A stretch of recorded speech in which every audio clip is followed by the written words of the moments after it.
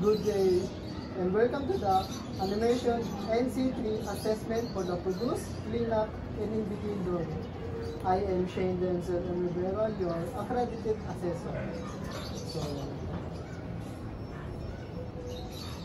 So may I check your attendance and your admission slip? So pakifill up ang admission slip, kasabay na rin ng yung attendance. So pakapasa attendance. Okay, pati yung admission slip. So I guess you're completing your admission slip. So today we assess, we measure your competency in producing cleanup and in-between drawings following the required animation standards. The purpose of the assessment is to create a clean, accurate, and consistent final line art drawing, rough sketches following animation standards. So the qualification you are applying includes the following units of competencies. So here's the competencies. So this is the basic competencies. So here are the core competencies. So producing key drawings for the key animation. Number 2, producing clean up and in-between drawings. Number 3, creating 2D digital animation using authoritative tools to create interactive sequence. So these 3 units requires evidence knowledge skills and attitude based on test the standards. So for today, we are focusing the unit of produce clean up drawing. So these are the procedures. So before we proceed, let me remind you the assessment rules. No coaching during performance. Observe safety practices at all times. If you need clarification, you may ask me before the test starts. So any question? Any question? None. So let's begin to your assessment.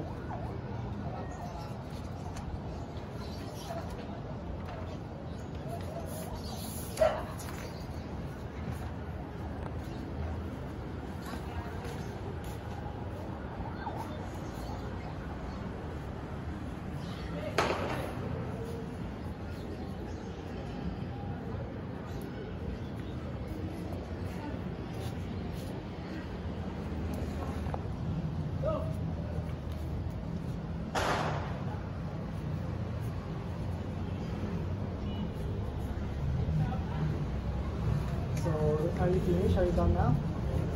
So if you're done, let me collect. So we have the oral questioning. So what is the purpose of cleanup drawing in the animation process? Para po maganda yung gawa. So next. Para po malinis yung gawa. Okay. So thank you. That's in your performance assessment. So I will gather all your review evidences. So these are now the review evidences that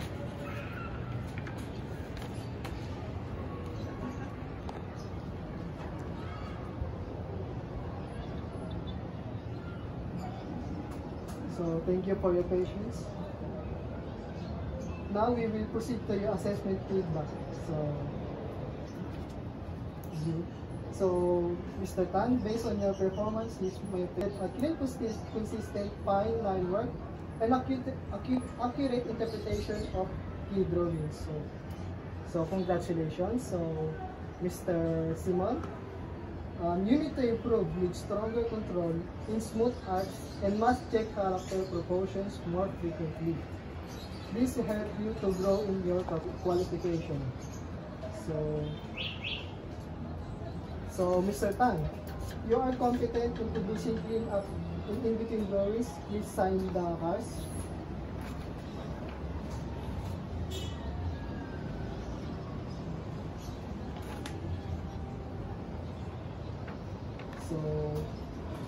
So Mr. Simon, you are not yet competent. At this time, improvements are needed in the following areas, following the animation breakdown and line consistency.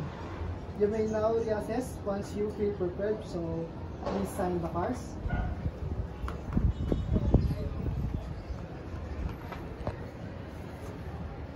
Thank you for us. Thank you for filling up. So, I will show you I will now review and compile all your assessment documents, including the attendance sheet, rating sheet, CARS, and RX.